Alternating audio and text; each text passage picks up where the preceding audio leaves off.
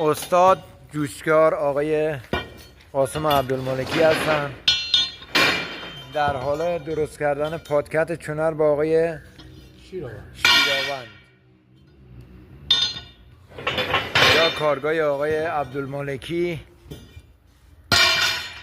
در تویسرکان است.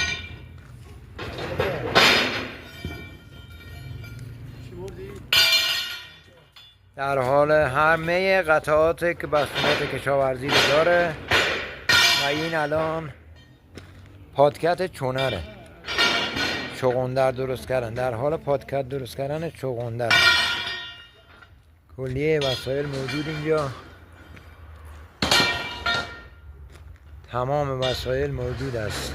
کلیه قطعات کشاورزی از تولید به مصرف اینجا کارهای اولیه پادکت رو دارن انجام میدن. کارهای اولیه پادکت این لوله ها هستن که همه رو یکسان میکنن و آماده سازی میکنن و کارگاهشونه که در تویسرکان است.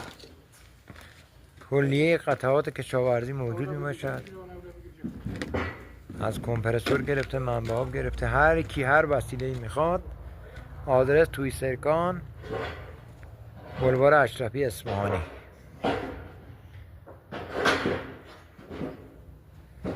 کلیه قطعات اینجا موجوده، همگی از تولید به مصرف.